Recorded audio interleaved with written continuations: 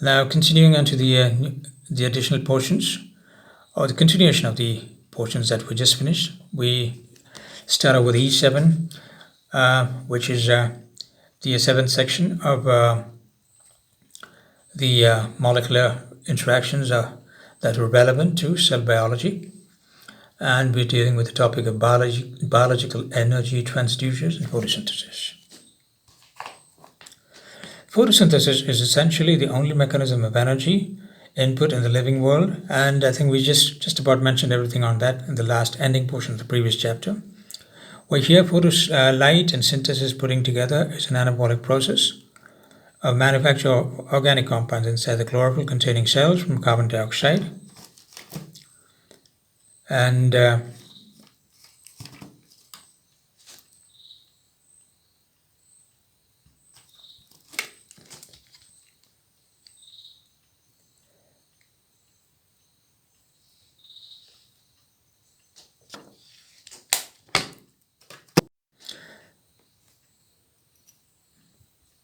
we see the formula 6CO2 plus 16H2O in the presence of chlorophyll and radiant energy given C6H12O6 plus 6O2. However, the function of water is to provide hydrogen for the synthesis of organic compounds. All the liberated oxygen comes from it. Therefore, the equation is modified as 6CO2 plus 12H2O in the presence of chlorophyll and radiant energy given glucose plus 6H2O plus 6O2. Chloroplast is the seat of photosynthesis and is best exemplified in the higher plants. The external surface of thylakoids contains the photosynthesis synthetic pigments and serves ends of light reaction. The stroma, on the other hand, is concerned with the events of the dark reaction, right? And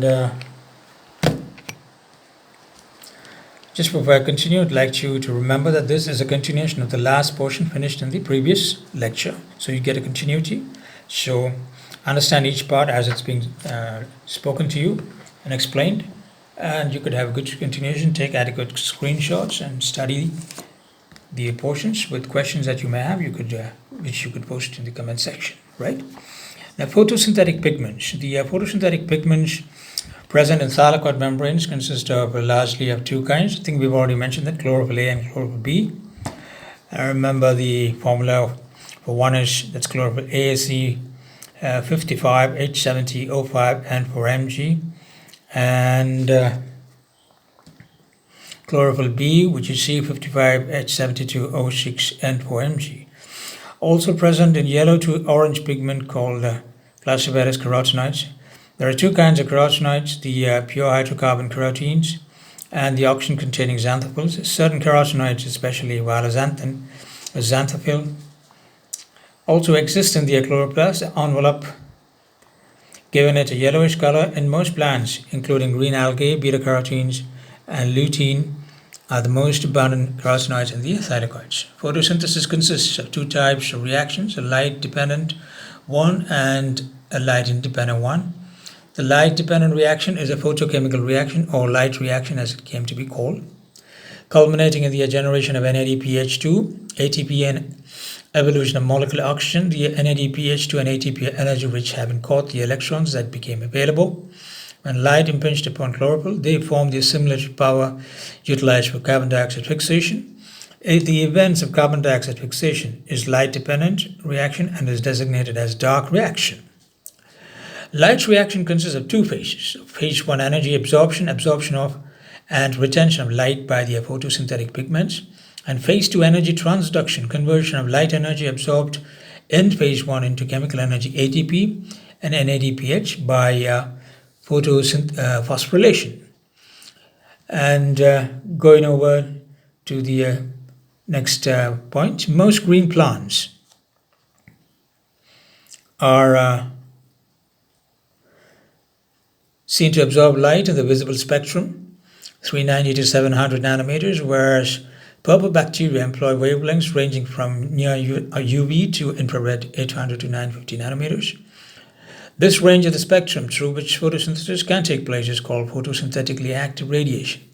But the entire range is not employable in photosynthesis. The green plants, for example, absorb light maximally in the red and blue regions of the spectrum.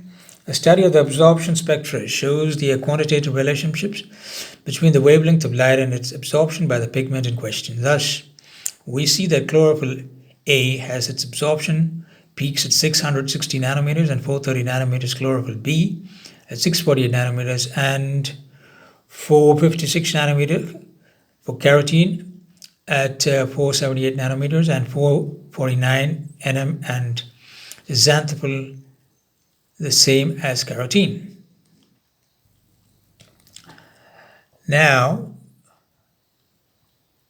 going on to the continuation, photosystems. Photosystem 1 has been located in the thylakoid membranes. It is made up of three forms of chlorophyll A, one absorbing maximally at 683 nanometers, the second absorbing maximally at 695 nanometers, and the third at 670 nanometers.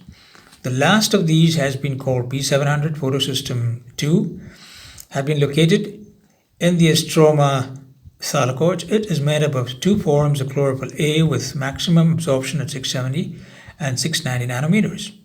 The second form is crystin P690. Each photosystem has three components.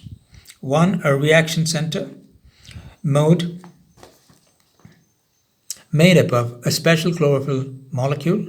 In photosystem 1, it is a protein-bound chlorophyll molecule, right? And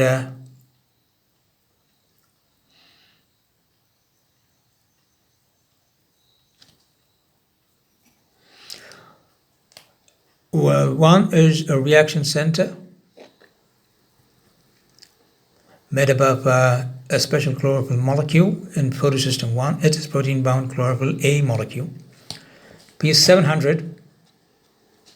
In photosystem 2, it is P690. The reaction centers are the actual sites where light energy is converted to chemical energy. 2. Some electron carriers in photosystem 1, X, plastocyanin, cytochrome F, and ferredoxin as the electron carrier. Photosystem 2 has plastoquinone and cytochrome B559. 3. Other chlorophyll and carotenoids which merely serve to transfer the light absorbed by them to the active centers. Photosystem 1 takes part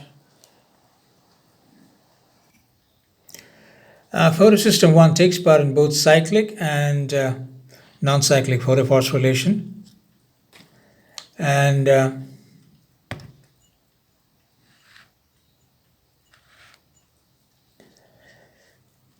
PH1 can carry on cyclic photophosphorylation independently. Normally, it derives an electron from photosystem 2 to NADP+. Photosystem 2 picks up electron released during photolysis of water. The same is extruded on absorption of light energy. As the extruded electron passes over cytochrome complex, sufficient energy is released to take part in the synthesis of ATP from ADP and inorganic phosphate. This photophosphorylation is non-cyclic. PS2 can operate only in conjunction with PS1. The excited molecules of P700 and P690 transduce their energies to generate ATP and NADPH2. Molecular oxygen is also produced, but it escapes out of the photosynthetic system. ATP and NADPH2 together constitute the assimilatory power and are employed in the fixation of CO2 in the dark reaction. The oxygen that is evolved during photosynthesis comes from water, and it is part of the photoAct2 mediated by PSA2. Another active oxygen evolution during photosynthesis is its relation to the presence of certain ions in the medium, such as chlorine, Mn2+, and bicarbonate. 2H2 giving oxygen plus hydrogen plus electrons. And the production of carbon dioxide to a carbohydrate is the essence of this phase, and this is accomplished through the employment of the assimilatory power ATP and NADPH2. generated in the light reaction. This energy stabilization is a dark reaction. The enzymes required for the process are present in the matrix or stroma of the chloroplast. There are two main pathways for the biosynthetic or dark phase carbon cycle and C4-decarboxylic acid cycle. The plants exhibiting the two as respectively called C3 and C4 plants.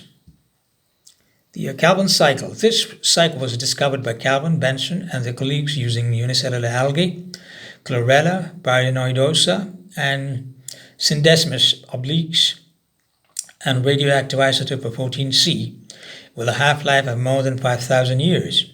Calvin cycle is divided into the following three phases: carboxylation, glycolytic reversal, and the regeneration of RuBP, and are represented in the diagram. This is the diagram: photosynthesis, dark reaction, right, in chloroplast, Calvin cycle, and it shows the details here. Just take a screenshot and study on it. Write it down if you want to know more details about the diagram. The temperature and high oxygen concentration, the affinity of RuBP carboxylase for carbon dioxide decreases and the affinity for oxygen increases. It's part of the study chapter. Now, photorespiration is the light-dependent utilization of oxygen and release of carbon dioxide by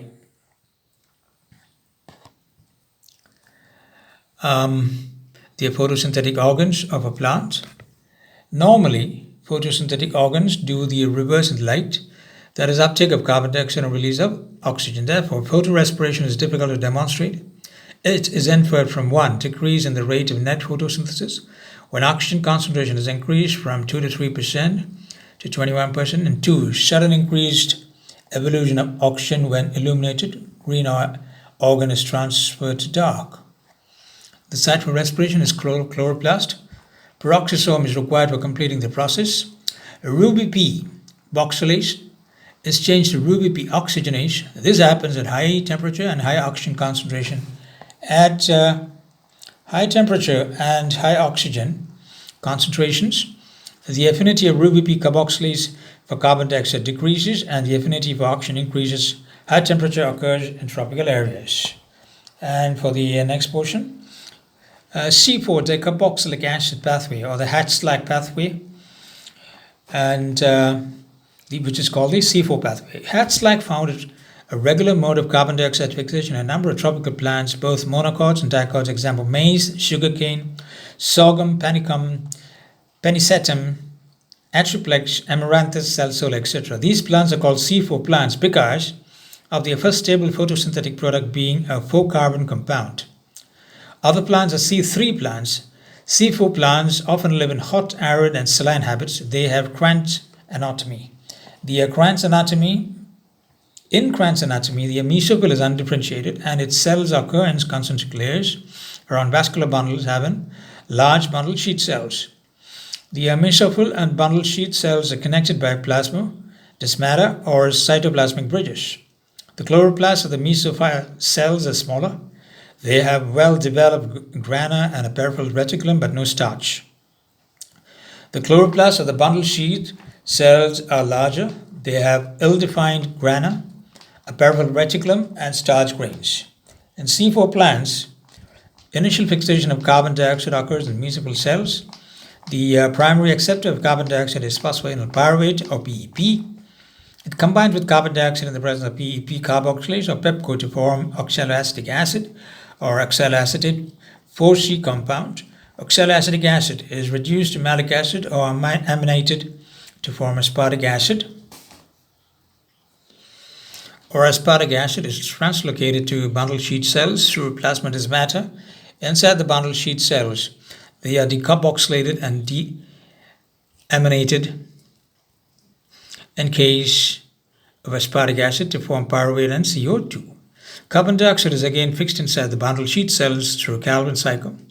A RuBP of Calvin cycle is called secondary or final acceptor of CO2 in C4 plants. Pyruvate is sent back to mesophyll cells. Here it is changed to phosphoenol pyruvate. Energy is required for this. The same is provided by ATP. The latter is changed into ATP adenosine monophosphate. Look at this diagram, right? This is the municipal cell where the P carboxylate, oxaloacetic acid, malate, and P relating to pyruvate, and the bundle sheet cell, which involves a catalytic cycle, and to the vascular tissue. Importance. The C4 plants are considered to possess greater photosynthetic efficiency, right? And for the can utilize carbon dioxide at a level of 5 ppm is reached, but the carbon cycle plants cannot utilize CO2. If the level falls below 40 to 50 ppm, C4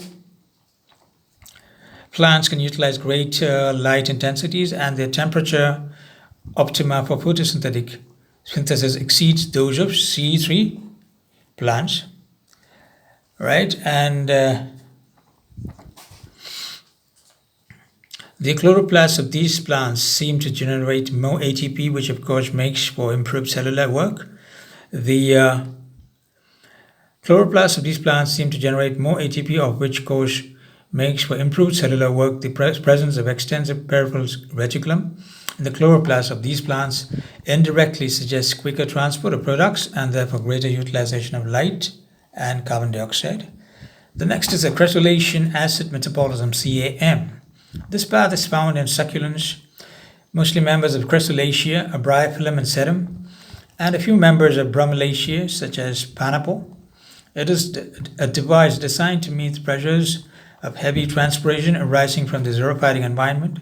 These plants obtain their CO2 requirements during the nighttime, right? When they keep their stomata open, and as CO2 buildup occurs, the cell sap turns acidic. This process is called as dark acidification. In the following daytime, the stomata remain closed, minimizing transpirational losses. But with the advent of light, when CO2 absorbed during the preceding night is utilized for photosynthetic purposes, the process of light deacidification then occurs. Thus, there is a time lag between absorption and reduction of CO2. This arrangement helps to lessen transpirational stress, but is responsible for the extremely slow growth of these plants. Factors influencing photosynthesis. One is carbon dioxide. CO2 concentration in the atmosphere is 0.03% or 300 ppm. It is a limiting factor as the available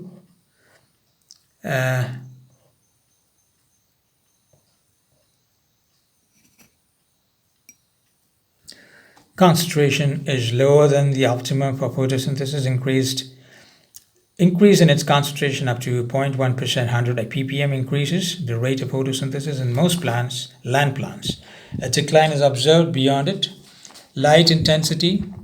The light intensity at which a plant can achieve maximum amount of photosynthesis is called light saturation point. Its value is 800 to 100 feet candles. 10% of full sunlight in shade plants. 50 to 70% of all sunlight in C3 sun plants, and up to 200% of full sunlight in C4 sun plants, example sugarcane. 3. Quality of light. Maximum photosynthesis occurs in blue, violet, and red regions of the light spectrum where most of the absorption is carried out by chlorophylls. Minimum photosynthesis occurs in the green wavelengths. Temperature. It does not influence light reactions of photosynthesis, but affects the enzyme-controlled dark reactions. The minimum temperature at which most plants start photosynthesis is 0 to 5 degrees centigrade. But it can be as low as minus 20 degrees centigrade for lichens and 35 degrees centigrade for some gymnosperms. The maximum temperature at which photosynthesis can occur is 55 degrees centigrade. In some desert plants, it's 75 degrees centigrade for hot spring algae. The optimum temperature is 10 to 25 degrees centigrade for C3 plants and oxygen 45 degrees centigrade for C4 plants. Oxygen. Small quantity of oxygen is essential for photosynthesis except in some anaerobic bacteria. C3 plants show optimum photosynthesis at lower oxygen concentration. The possible reasons are oxygen takes part in oxidation of photosynthetic pigments, intermediates, and enzymes in the presence of strong light. Photooxidation. So oxygen is a strong quencher of excited state of chlorophyll. Oxygen competes with carbon dioxide for reducing power. However, the effect is not known for C4 plants. Right? And it converts Ruby P carboxylase to Ruby P oxygenase at very high oxygen content. The rate of photosynthesis begins to decline in all plants. The phenomenon is called Warburg effect. Water supplies H plus and electrons for carbon dioxide fixation. However, less than 1% of the total water absorbed is utilized in photosynthesis. The rest is lost in transpiration. Even a slight decrease in transpiration reduces the leaf hydration that cuts down photosynthesis by causing stomatal closure and hence decreased CO2 absorption, loss of leaf turgidity, reduced absorption, right, of solar radiations and decreased enzymatic activity. Thus, photosynthesis is more sensitive to dehydration than any other metabolic process. Air pollutants. Dust and smoke particles present in the atmosphere reduce photosynthesis by reducing light penetration and forming a layer over the plants. Sulfur dioxide, nitrogen oxides, hydrogen fluorides, and other air pollutants also decrease photosynthesis. Minerals. Magnesium is a component of chlorophyll. Iron, copper, and magnesium are required for synthesis of chlorophyll. Manganese and chlorine are linked to photolysis of water at pH2. PS phosphate is essential for ATP synthesis. Enzyme activators of photosynthesis include potassium and sulfur. Low availability of any of these minerals reduces rate of photosynthesis.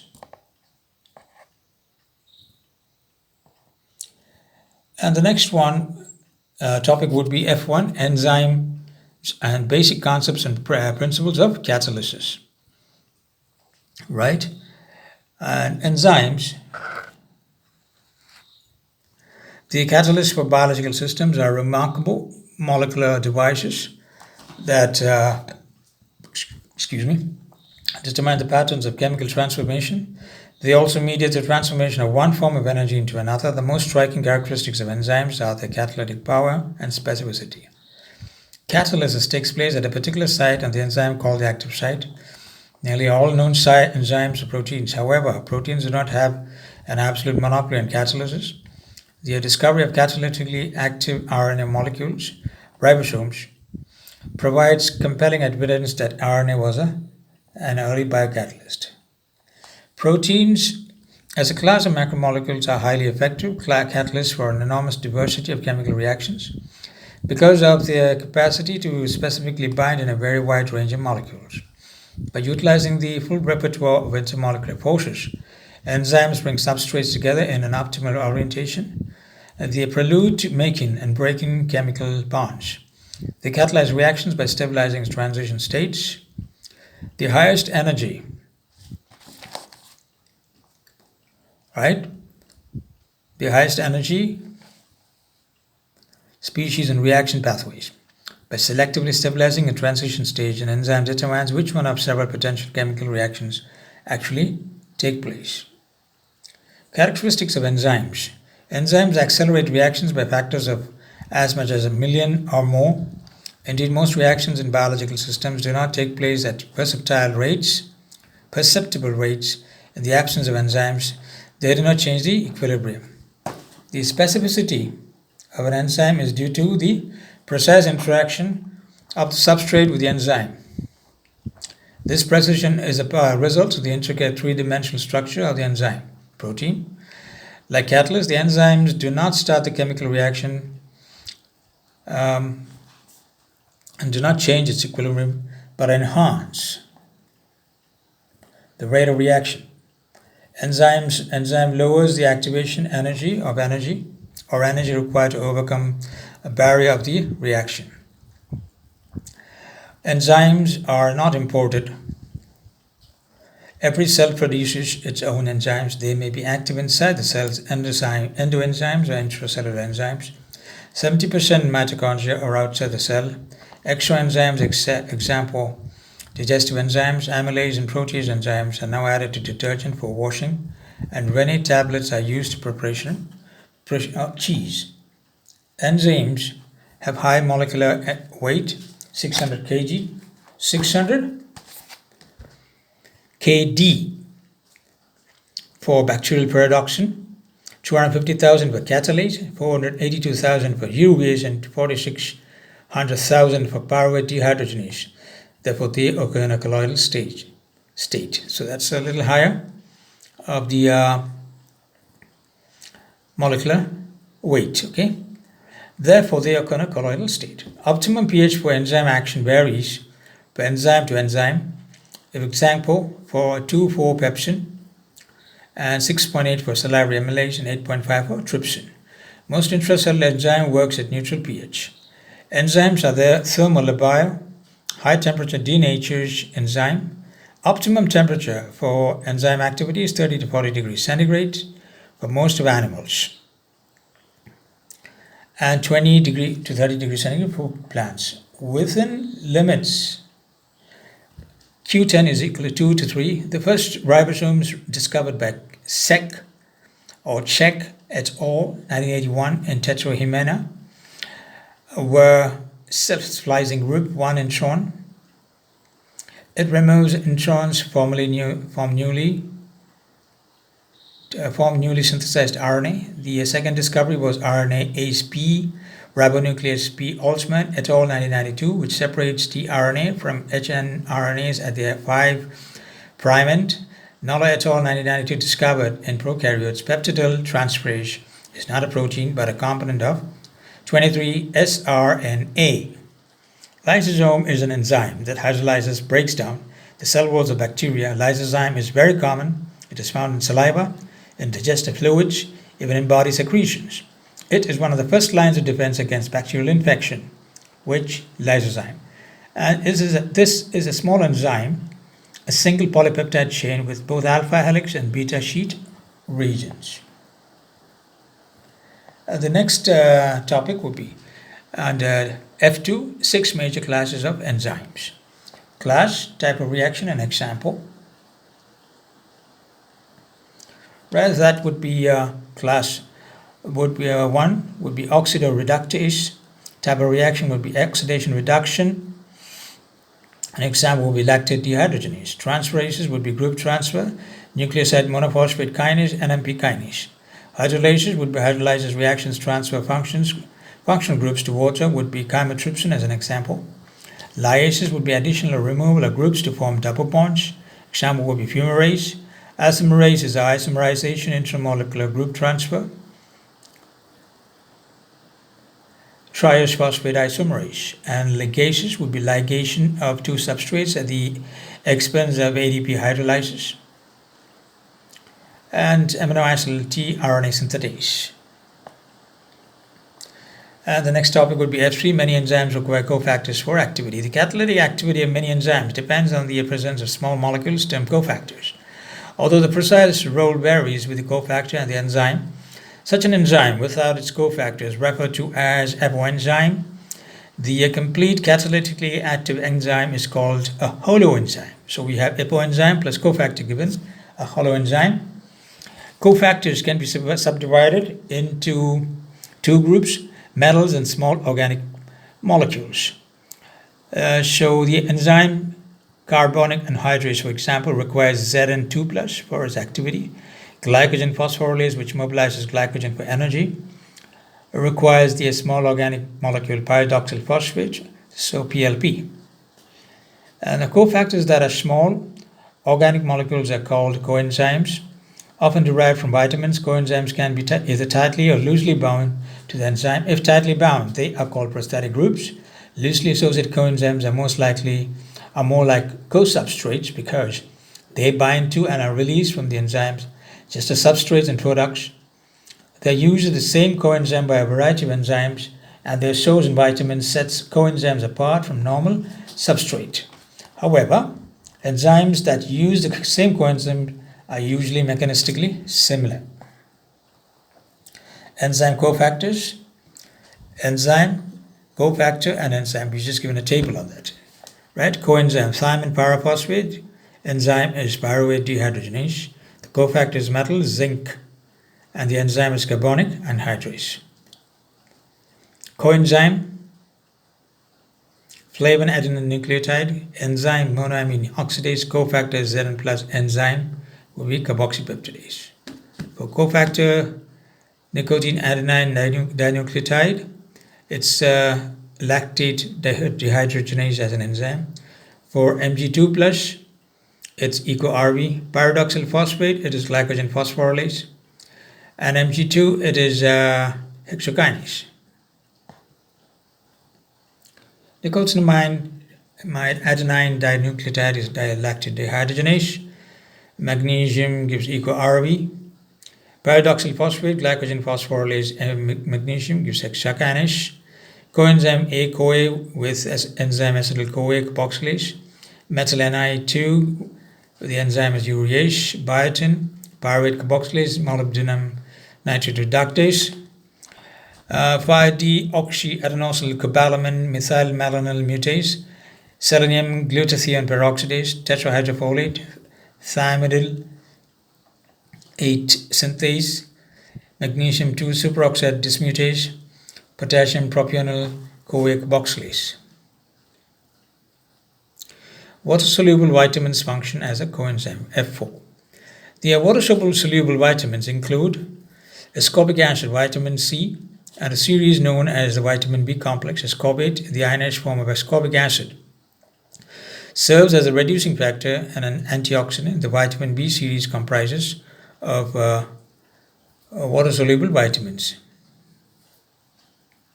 R, vitamin, coenzyme, typical reaction type, and consequence of deficiency. Let me just check that for this. Well, the vitamin B series comprises components of coenzymes. Note that in all cases except vitamin C, the vitamin must be modified before it can serve its function. Repeat that. In all cases except vitamin C, the vitamin must be modified before it can serve its function. So, let's read that part. By water-soluble vitamins, and thiamine B1, the coenzyme thiamine pyrophosphate brings about a typical reaction type where it's called an aldehyde transfer, and the consequence of deficiency, beriberi, weight loss, heart problems, neurological dysfunction. Right? So this is how the vitamin is used. In riboflavin B2, under the influence of flavin adenine dinucleotide, we have an oxidation reduction action. Its deficiency causes sclerosis and angular stomatitis, lesions of the mouth, and dermatitis. Pyridoxine is pyridoxal phosphate, group transfer to or from amino acids. Depression, confusion, convulsions are caused by its deficiency. Nicotinic acid and niacin. Nicotinic adenine dinucleotide NAD plus is the enzyme, and it causes an oxidation reduction, and its deficiency causes pellagra, dermatitis, depression, and diarrhea. Pantothenic acid is activated by coenzyme A, bringing about an acyl group transfer. Deficiency causes hypertension. So that's pantothenic acid. Biotin is biotin lysine complex is biocytin or biocytin. Here the outcome is ATP-dependent carboxylation and carboxyl group transfer, whose deficiency would bring about rashes about the eyebrows, muscle pain, fatigue, and which is rare. So that's about biotin. And the next is folic acid, right? Where tetrahydrofolate, transfer of the carbon components, thiamine synthesis, deficiency causes anemia, neural chip defection, development. B12 is 5-deoxyadenosine cobalamin is the enzyme that bring about the transfer of methyl groups, tetramolecular rearrangements. Deficiency causes anemia, pernicious anemia, methylmalonic acidosis.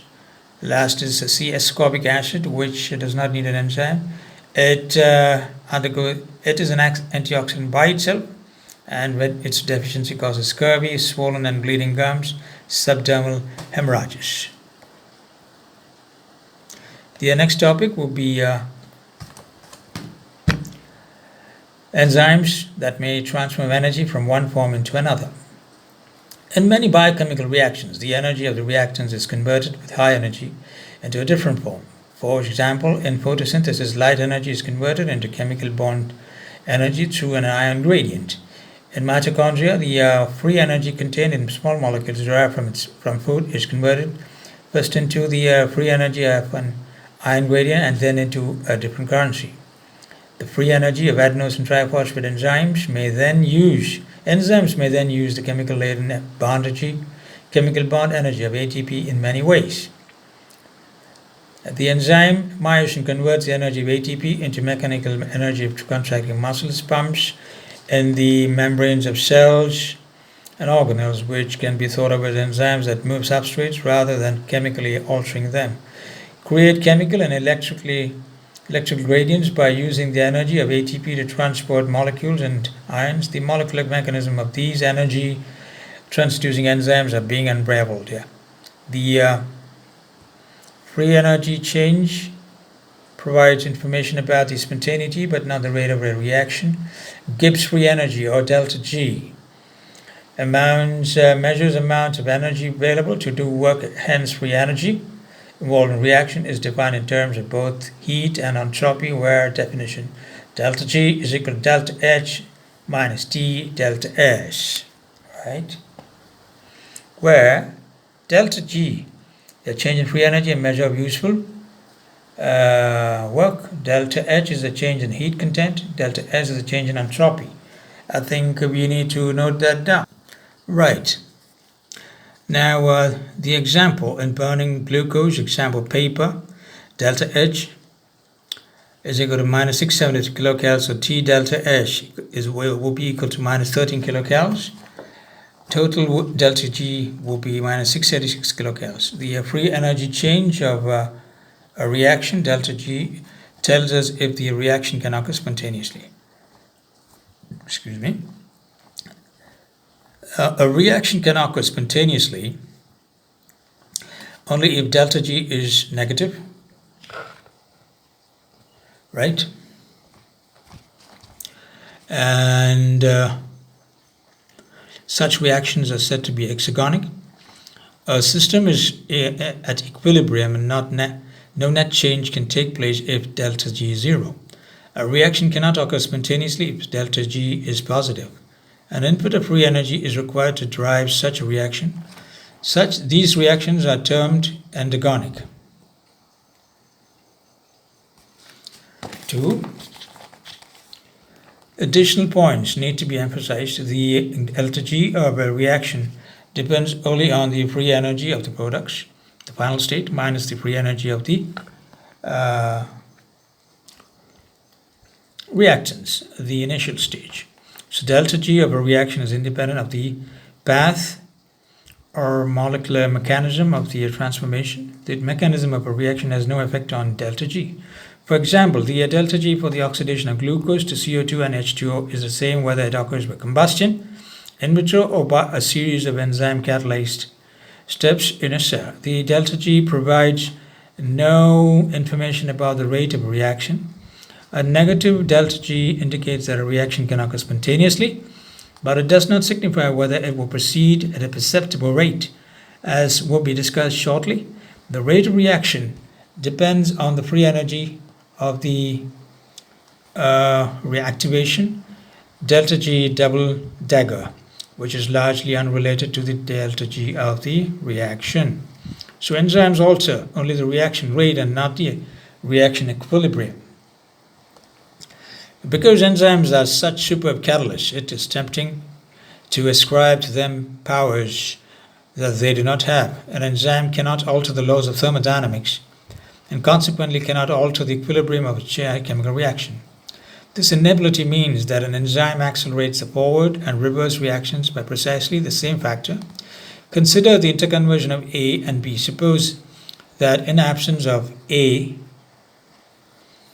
10 raised to minus 4 S minus 1 by 10 raised to minus 6 X raised to minus 1, B, the constant K is equal to P by A equal to Kf by Kr is equal to 10 raised to minus 4 by 10 raised to minus 6 is equal to 100. So 10 raised to is equal to 100.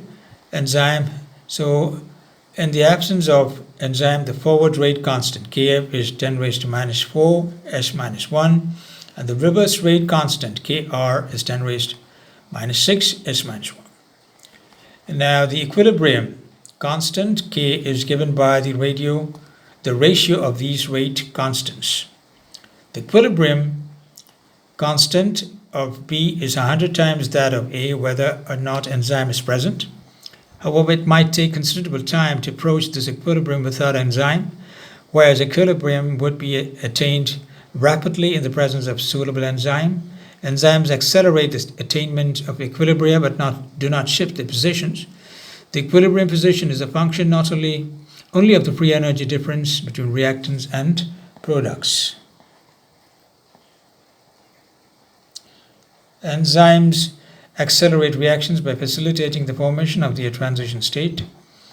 The free energy difference between reactants and products accounts for the equilibrium of the reaction, but enzymes accelerate how quickly this equilibrium is attained. A chemical reaction of substrate S to form product P goes through a transition state S double dagger that has a high free energy than does S or P. The double dagger denotes a thermodynamic transition stage, okay? A property of the double dagger would actually denote a property of the thermodynamic transition stage. The transition state is the most seldom occupied species along the reaction pathway because it is the one with the highest free energy. The difference in free energy between the transition state and the substrate is called the Gibbs free energy of activation, or simply the activation energy symbolized by delta G dagger. Isn't that dagger? Yeah, it's not a dagger, single dagger. Enzymes accelerate reactions by decreasing delta G double dagger. The activation energy, the combination of substrate and enzyme, creates a new reaction pathway whose transition state energy is lower than that of the reaction in the absence of enzyme. The lower activation energy means the more molecules have the required energy to reach transition state. Decreasing the activation barrier is analogous to lowering the height of a high jump bar. More athletes will be able to clear the bar. The essence of catalysis is specific binding of the transition state. The formation of an enzyme-substrate complex is the first step in enzymatic catalysis. Most of the catalytic power of enzymes comes from their bringing substrates together in favorable orientations to promote the formation of the transition states in enzyme-substrate ES complexes. Called the active site, most enzymes are highly selective in the substrates that they bind. Indeed, the catalytic specificity of enzymes depends in part on the specificity of binding. And to the next topic would be F6, the active sites of enzymes. Now, the active site of an enzyme is a region that binds the substrates and the cofactor, if any. It also contains residues that directly participate in making and breaking of bonds. These residues are called the catalytic groups. In a sense, the interaction of the enzyme and substrate at the active site promotes the formation of the transition state. The active site is the region of the enzymes that most directly lowers the delta G double dagger of the reaction. The results in the rate enhancement characteristic of enzyme action. Although enzymes differ widely in structure, specificity, and mode of catalysis, a number of generalizations occurring concerning the active sites can be stated. The active site is a three-dimensional cleft formed by groups that come from different parts of the amino acid sequence. Indeed, residues far apart in the sequence may interact more strongly than adjacent residues in the amino acid sequence. In lysozyme, an enzyme that degrades the cell walls of some bacteria, the important groups in the active site are contributed by residues numbered 35, 52, 62, 63, 101, and 108 in the sequence of the 129 amino acids. The active site takes up a relatively small part of the total volume of an enzyme. Most of the amino acids residues in an enzyme are not in contact with the substrate, which raises the intriguing question of why enzymes are so big. Nearly all enzymes are made up of more than 100 amino acids residues, which gives them a mass greater than 10 kD and a diameter of more than 25 angstroms. The extra amino acids serve as a scaffold to create the three-dimensional active site from amino acids that are far apart. In the primary structure, amino acids near to one another in the primary structure are often sterically constrained from adopting the structural relations necessary to form the active site in many proteins. The remaining amino acids also constitute regulatory sites of interaction with other proteins or channels to bring the substrates to the active sites. The active sites are clefts or crevices. In all enzymes of known structure, substrate molecules are bound to a cleft or a crevice. Water is usually excluded unless it is a reactant. The nonpolar character of much of the cleft enhances the binding of substrate as well as catalysis. Nevertheless, the cleft may also contain polar residues. In the nonpolar and microenvironment of the active sites, certain of these polar residues acquire special properties essential for some substrate binding or catalysis. The internal positions of these polar residues are biologically crucial, exceptions to the general rule that polar residues are exposed to water. Substrates are bound to enzymes with multiple weak attractions. E5 complexes usually have equilibrium constants that range from 10 raised to 2 to 10 raised to 8 m, corresponding to free energies of interaction ranging from about -3 to -12 kilocal moles raised to 1, and from -13 to 15 K and moles raised to -1. The non-covalent interactions and ES complexes are much weaker than covalent interactions in covalent bonds, which have energies between -50 and -110 kilocal moles raised to 1. I think it's -1. Yes. Between -210 and 460 K moles raised to -1. Electrostatic interactions, hydrogen bonds, van der Waals forces, and hydrophobic interactions mediate reversible interactions in biomolecules. Van der Waals forces become significant in binding only when numerous substrate atoms simultaneously come close to many enzyme atoms. Hence, the enzyme and substrate should have complementary shapes. The directional character of hydrogen bonds between enzymes and the substrate often forces a high degree of specificity, as seen in the RNA-degrading enzymes ribonuclease. The specificity of binding depends on this precisely defined arrangement of atoms in an active site. Because of the enzymes and the substrate interact by means of short-range forces that require close contact, the substrate must have a matching shape to fit in to the site. Emil Fischer's analogy of the lock and key expressed in 1890 has proved to be highly stimulating and fruitful. However, we know that enzymes are flexible and that the shapes of the active sites can be markedly modified by the binding of substrates, as was postulated by Daniel E. Koshland Jr. in 1958. The active sites of some enzymes assume a shape that is complementary to that of the transitional state only after the substrate is bound. This process of dynamic recognition is called the induced fit. Right, and the next topic would be MICHAELIN-MENTIN model, which accounts for the kinetic properties of many enzymes. The primary function of enzymes is to enhance rates of reactions so that they are compatible with the needs of the organism. Right? To understand how enzymes function, we need a kinetic description of the activity for many enzymes. The rate of catalysis V0, which is defined as the number of moles of product formed per second, varies with the substrate concentration S. The rate of catalysis rises linearly as substrate concentration increases and then begins to level up and approach maximum at high substrate concentrations.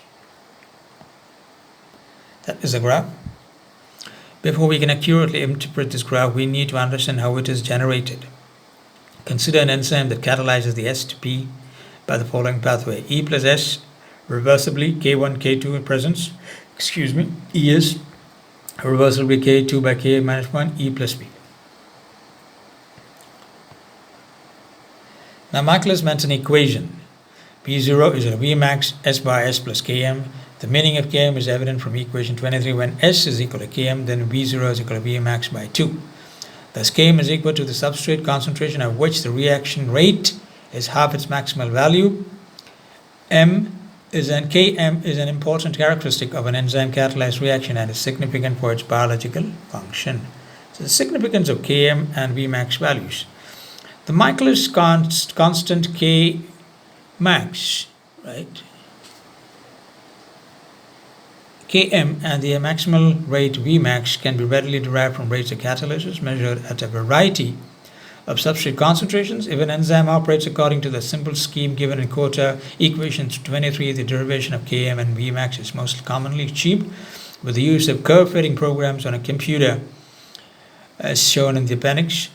The Km values of enzymes range widely. For most enzymes, Km lies between 10 raised to minus 1 and 10 raised to minus 7m.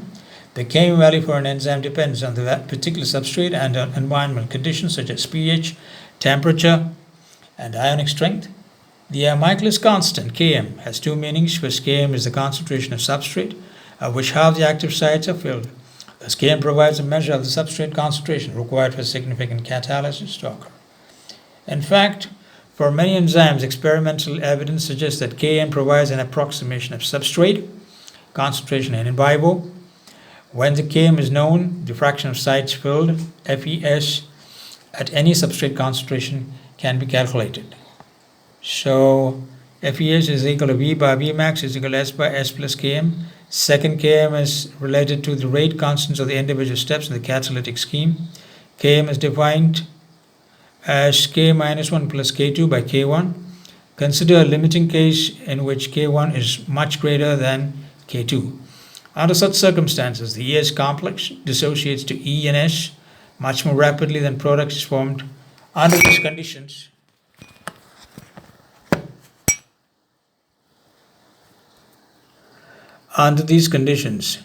second Km is related to the rate constants of the individual steps in the catalytic scheme. Km is defined as Km as K minus 1 2 plus K2 by K1, considering a limiting case in which K1 is much greater than K2. Under circumstances, the ES complex dissociates to E and S much more rapidly than product is formed. And the dissociation constant of the ES complex is given by Km is equal to K minus 1 by K1. Kes is equal to ES by ES, K minus 1 by K1. In other words, Km is equal to the dissociation constant of the ES complex of K2 is much smaller than K1, K minus 1. When this condition is met, Km is a measure of the strength of the ES complex. A high Km indicates weak binding. A low Km indicates strong binding. It must be stressed that Km indicates affinity of ES complex only when K minus 1 is greater than K2. The maximal rate Vmax reveals the turnover number of an enzyme, which is the number of substrate molecules converted into product by an enzyme molecule in a unit time. When the enzyme is fully saturated with substrate, it is equal to the kinetic constant, right? K2, which is also called Kcat. The maximal rate Vmax reveals the turnover number of an enzyme if the concentration of active site is known, because K2 is equal to Vmax by ET. Vmax is equal to K2 by ET. For example, a 10 raised to minus 6 m solution of carbonic anhydrase catalyzes the formation of 0.6 m H2CO3 per second when it is fully saturated with the substrate, and K2 is 6 into 10 raised to S minus 1. This turnover number is one of the largest known. Each catalyzed reaction takes place in a time equal to 1 by K2, which is 1.7 micro S per carbonic anhydrase. The turnover numbers of most enzymes with their physiologic substrates fall in the range of 1 to 10 raised to 4 seconds per second. Vmax and Km can be determined by double reciprocal. So before the availability of computers, the determination of Km and Vmax required algebraic manipulation of the basics Michaelis-Mentin equation. Because Vmax is approached asymptomatically, it is impossible to obtain a definitive value, right? And from a typical mathematical Michaelis-Mentin plot, because Km is the concentration of substrate at Vmax by 2, it is likewise impossible to determine an accurate value of Km. However, Vmax can be accurately determined if the Michaelis-Menten equation is transformed into one that gives a straight line plot. Right? Taking the reciprocal of both sides of equation 23 gives a plot and called a Lane-Weaver-Burke, or with an intercept 1 by Vmax and a slope of Km by Vmax. The intercept on the axis is 1 by Km. Double reciprocal plots are especially useful for distinguish between competitor and non-competitor inhibitors. In competitor inhibition, the intercept on the y-axis of the plot of 1 by VO versus is the same in the presence and in the absence of inhibitor. Right? That the intercept is unchanged is understood.